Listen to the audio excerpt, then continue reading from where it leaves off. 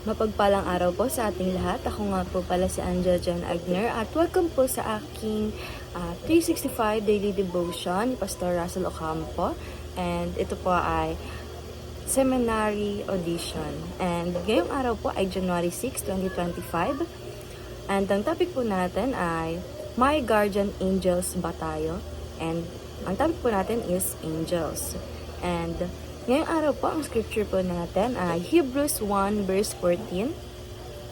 Are not all angels ministering spirits sent to serve those who will inherit salvation?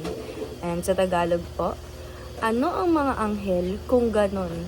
Sila'y mga espiritong naglilingkod sa Diyos at mga isinugo upang tumulong sa mga magkakamit ng kaligtasan. And teaching number 1, believers do not have guardians angels. Sabi po dito na tayo pong mga believers or tayo pong mga Christians ay hindi po tayo or wala po tayong guardian angels na sinasabi nga po. Dahil nga po tayo daw po ay, sabi din po na tayo din daw po ay mas mataas sa guardian angels.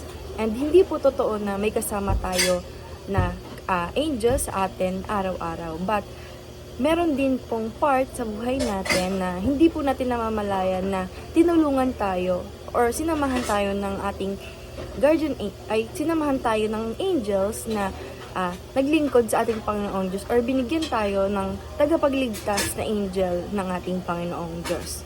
And teaching number 2, believers are higher than angels.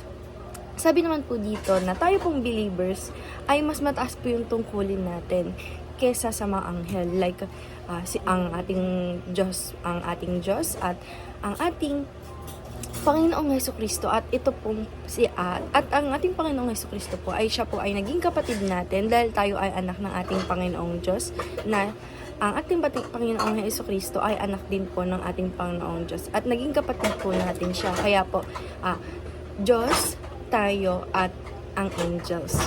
And teaching number 3, believers are being ministered by angels. Sabi naman po dito na tayo po mga believers ay tayo po yung nagja-judge sa mga angels sa mga ginagawa nila, at tayo po mga believers ay mas mga matataas nga po tayo sa kanila, sa mga angels, na tayo lang po ay sinasamahan at tinutulungan ng angels pag kailangan po natin, at sinasabihan po sila ng ating Panginoong Diyos na kailangan natin sila sa mga araw na may gagawin tayo or may kung ano man pong plans na binigay ng ating Panginoong Diyos. And application number 1, treat angels as servants of God. Sabi naman po dito na i-apply po natin sa sarili natin na i-treat po natin yung mga angels na sila po ay guardians, sila po ay servant, katulad natin ng ating Panginoong Diyos. And application number 2, do not fear fallen angels or demon. Sabi naman po dito na i-apply po natin sa sarili natin na huwag po tayong matakot sa mga demon, sa mga angel, dahil nga po hindi po dapat natin yung kinakatakutan pag may Diyos tayo sa ating buhay. And application number 3, pray to God often and directly. Sabi naman po dito na i-apply natin sa sarili natin na manalangin tayo at manampalataya tayo sa ating Panginoong Diyos directly sa Kanya, makipag-usap tayo directly sa Kanya, at huwag sa ating wag sa mga angels at kung sino pa man. And discussion, why should we not fear fallen angels or demons? Para po sa akin, para po sa ngayong araw na dapat nga po na hindi natin kinakatakutan ang mga demons or fallen angel, dahil nga po mas mataas tayo dyan sa kanila, and pag alam natin sa buhay natin na may Diyos tayo ay hindi dapat matakot dyan, dahil takot na takot sila sa atin pag meron tayong buhay, meron tayong Diyos sa buhay natin. And dahil lang po ngayong araw, maraming salamat. God bless.